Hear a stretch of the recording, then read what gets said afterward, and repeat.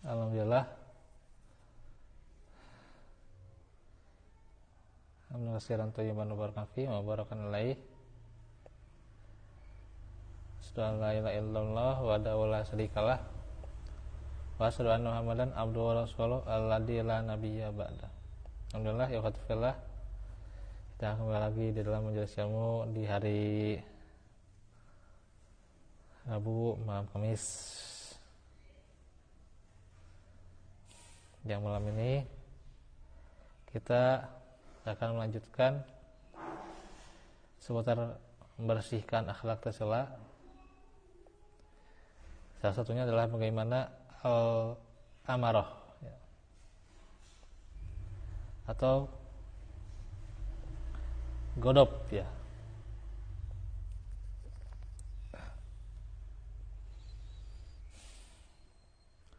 Marah, sifat marah ya. Ini sifat yang sangat tercela sekali ya. Sebisa mungkin ya, tapi tentunya dengan koridor yang Allah tetapkan, di mana kita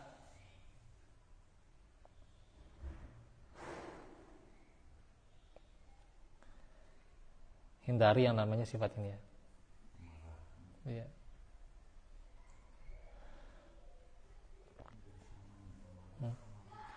Amaratum bisu'i illa ma rahima rabbi ya.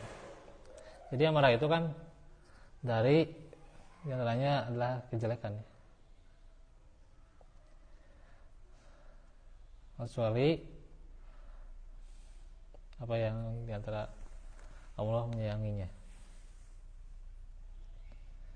Artinya marah di dalam hal melampiaskan nafsunya, melampiaskan kekesalannya, atau amarah yang tidak ada ujungnya. Itu sangat dilarang dalam Islam. Tapi kalau misalnya marah untuk membela agama, marah untuk membela yang hak dari yang batil, itu sangat dianjurkan. Sehingga ketika marah itu telah terlampiaskan hawa nafsunya, maka itu adalah hal yang sangat tercela ya. Yang apalagi di posisi kita di zaman now ini ya, zaman milenial ya. Marah itu bukan sesuatu yang asing ya. Punya sifat marah, kasar ya.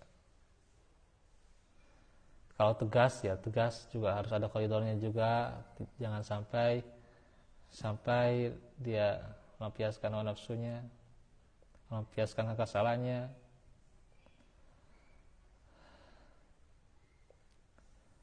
Bahkan dijadikan marah itu sebagai metode. Ya kalau zaman dulu mah ya metodenya kan dengan ditendang, dengan dipukul. Iya, dulu ya, sekarang mah enggak ya. Zaman semakin berkembang, metode itu semakin maju ya. Bahkan dengan cara kelembutan. Apalagi tentunya yang mengenaskannya itu ketika amarah itu dilampiaskan pada generasi-generasi kita ya. Yang nantinya akan melanjutkan estafet perjuangan kita ya. Ketika masih lucu-lucunya gitu ya. Ya, senang-senangnya kita main dengan mereka kayak gitu. Ternyata dimarahi gitu ya. Yang pada akhirnya menimbulkan ada trauma atau bagaimana. Maka kalau kita marah itu harus berpikir sekian kali ya. Bahkan seseorang marah itu ketika dia ingin marah beristiazah, berta'awud, berwudu ya. Berwudu, salat mutlak 2 rakaat ya. Dengan itu tunduklah hawa nafsunya. Kalau marah itu ya semakin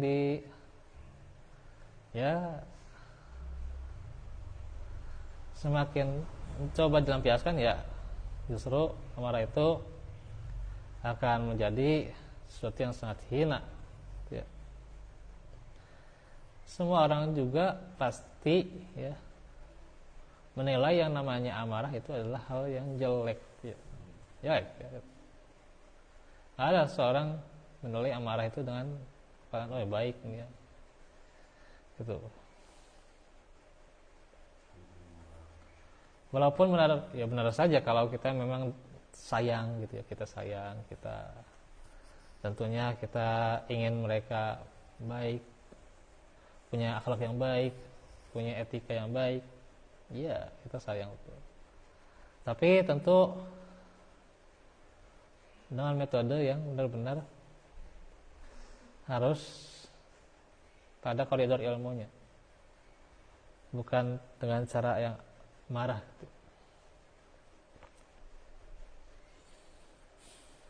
Nah makanya kalau seseorang dibesarkan dengan amarah dan dia dibesarkan dengan kelembutan, itu beda. Orang yang dibesarkan dengan amarah bisa jadi melawan, bisa jadi trauma ya. Bisa jadi dia orangnya ya sedang menyendiri ya, gitu ya. Karena dibesarkan dengan amarah. Beda dengan kelembutan ya. Diajak dengan baik-baik, bicara dengan baik-baik ya. Berkata yang baik, maka orang itu akan kena nasihatnya ya. Sekalipun hal itu tidak mengenakan hatinya. Nah ini kita harus belajar ya. Nah disinilah bagaimana dalil-dalil dan juga keterangan baik dari Al-Quran maupun As-Sunnah menjelaskan bagaimana sifat amarah yang dia melampiaskan hawa nafsunya. Allah Ta'ala firman, walladzina ila yad'una ma'allahi ilahan akhar wa la yaqtuluna nafsallati harramallahu illa bil haqq wa la yaznun wa may yaf'al dzalika yalqa sama.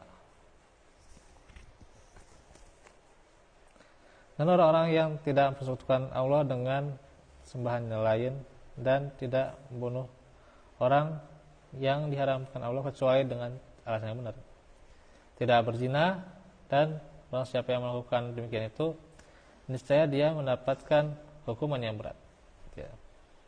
Artinya bagaimana seseorang dalam ayat ini ya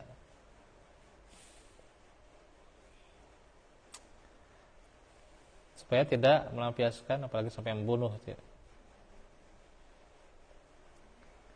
Karena pasti membunuh itu ya asalnya dari amarah juga ya. Dari yang namanya husnuzon jadi suuzon ya. Jadi prasangka buruk ya gitu. Yang pada akhirnya tidak ada islah di antara mereka ya susah. Ya.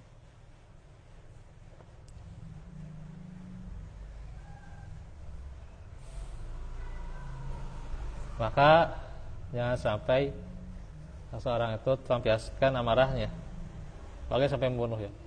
Ini surah Al-Furqan ayat 68 ya. Ini kan saya agak ini ya, soalnya masih pusing. Jadi bagaimana buruknya sifat amarah.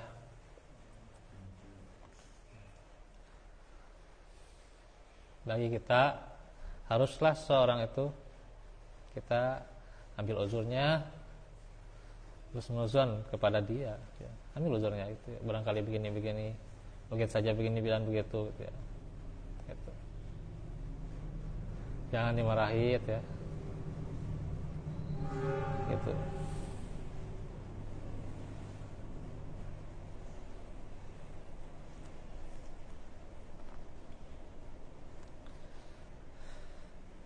Dan memang kita harus belajar dewasa ya.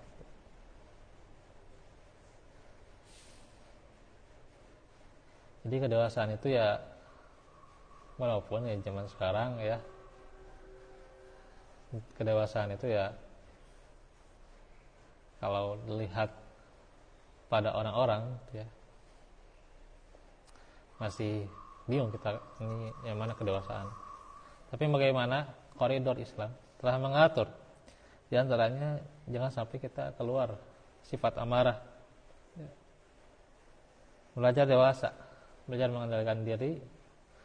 Akhlak itu bisa dirubah atas perkasa Allah dan juga jalan dengan ilmu kita ya.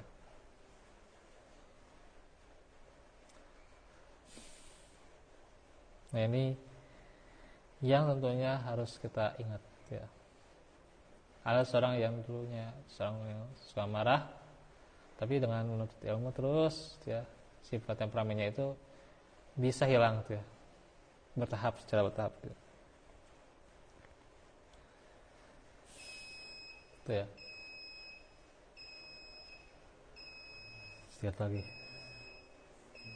Dan Allah Ta'ala firman, "Fama utitum min syai'in famata'ul hayatid dunya wa ma indallahi khairum wa abqa lil ladina amanu wa 'ala rabbihim yatawakkalun wal ladina yajtanibuna kaba'iral ismi wal fawahisha wa idza ma ghadibuhum yakfirun." Apapun kenikmatan yang diberikan kepadamu, maka itu adalah kesenangan hidup di dunia. Sedangkan apa kenikmatan yang ada di sisi Allah lebih baik dan lebih kekal bagi orang beriman. Dan hanya kepada Rabb mereka bertawakal. Dan juga bagi orang-orang yang menjauhi dosa-dosa besar dan perbuatan-perbuatan keji. Dan apabila mereka marah, segera memberi maaf tuh. Ya. Bagaimana orang yang senantiasa memberi maaf ya.